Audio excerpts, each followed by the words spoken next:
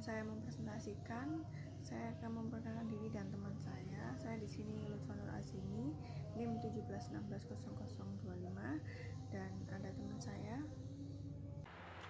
Dengan saya, Lulu Khairul Hasanah, NIM 171600204. Nama saya Triunia Sari, NIM 1716000041. Di sini saya akan menjelaskan tentang definisi audit internal berbasis risiko. Audit internal berbasis risiko atau AIBR itu adalah metodologi yang mengaitkan kegiatan audit internal dengan kerangka pengelolaan risiko secara menyeluruh dari organisasi tersebut. Audit internal berbasis risiko memungkinkan audit internal memberikan asuransi kepada dewan bahwa proses manajemen risiko telah berjalan secara efektif sehubungan dengan risk apatit. AIBR perkembangan yang dinamis. Proses pemantauan AIBR terhadap rencana tahunan yang terus-menerus berubah merupakan suatu tantangan tersendiri. Menetapkan target-target dan melakukan penilaian terhadap karyawan menjadi lebih rumit. Tetapi keuntungan dan keunggulan AIBR jauh lebih besar metodologi tradisional. Di sini keuntungan dan keunggulan AIBR. Dengan melaksanakan AIBR, audit internal diharapkan dapat menyimpulkan bahwa manajemen telah mengidentifikasi, menilai, dan menanggapi risiko-risiko di atas dan di bawah risk apatit. Tanggapan terhadap risiko sudah efektif tetapi tidak berlebihan. Ketiga, dalam hal risiko yang masih ada atau risiko residual tidak sejalan dengan risk apatit, ada tindakan yang diambil untuk memperbaiki situasi tersebut. Dan yang keempat, proses manajemen risiko termasuk efektifnya tanggapan dan tuntasnya tindak lanjut dipantau oleh manajemen. Yang kelima, risiko, tanggapan, dan tindak lanjutnya dikelompokkan dan dilaporkan dengan tepat. Saya akan menjelaskan implementasi audit internal berbasis risiko dan kegiatan audit internal berlangsung dalam 3 tahap. Yang pertama, menilai risk maturity. Dapatkan gambaran menyeluruh tentang bagaimana dewan dan manajemen menentukan, menilai, dan mengelola memantau risiko. Yang kedua, perencanaan audit berkala. Secara berkala, tentukan penugasan asurans dan konsulting dengan mengidentifikasikan dan memberi prioritas kepada hal-hal yang dibutuhkan dewan. Yang ketiga, melaksanakan tugas audit. Laksanakan tugas-tugas audit yang sudah direncanakan dalam 2 tahap untuk memberikan asurans dalam kerangka manajemen risiko. Selanjutnya, 5 risiko bisnis. Yang pertama, risiko strategis.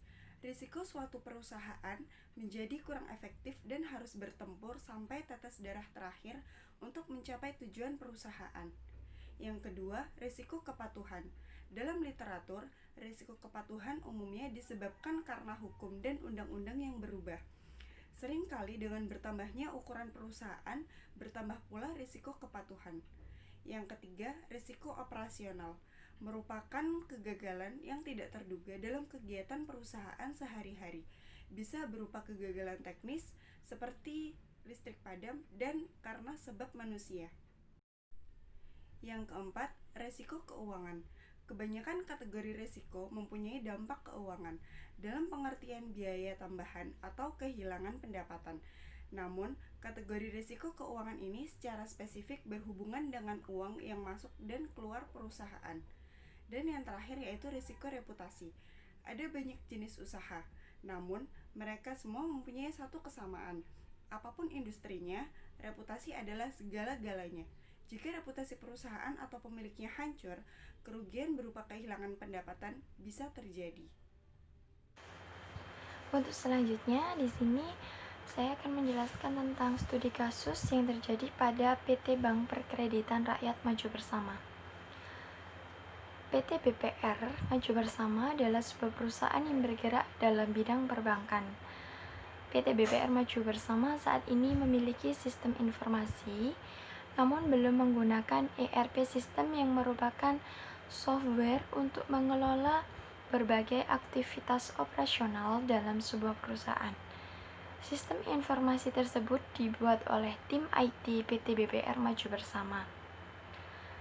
Ada program aplikasi untuk menghitung gaji dan bonus yang dibangun dengan menggunakan bahasa pemrograman Oracle, sedangkan untuk program akuntansi menggunakan program aplikasi yang dibangun dengan Visual C.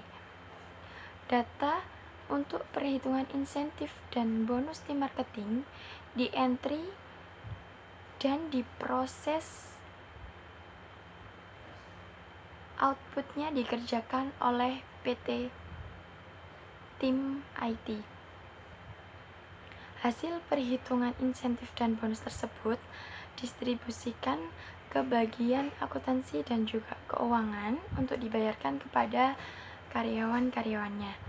Menurut manajer tim IT BPR, perhitungan insentif dan bonus sudah pasti tidak ada tanpa kesalahan karena merupakan output komputer dan tidak memerlukan verifikasi.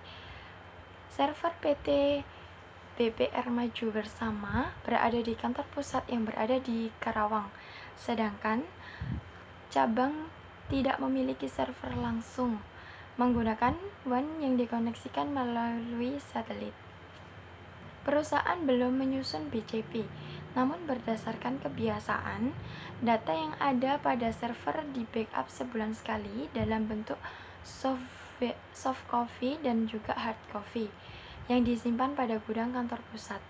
Program pada PT BPR Maju Bersama tidak menggunakan audit log dengan alasan membuat penuh memori pada server. Password tingkat tinggi pada program perusahaan dipegang oleh manajer IT. Kemudian, analisis dari studi kasus PT BPR Maju Bersama. Di sini yang paling penting beresiko tinggi dari studi kasus yaitu perusahaan tidak memiliki BCP atau yang disebut Business Continuity Plan.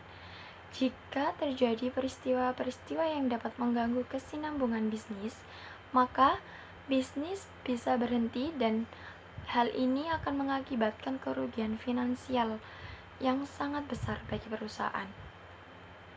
Adapun tahap audit yang perlu dilakukan.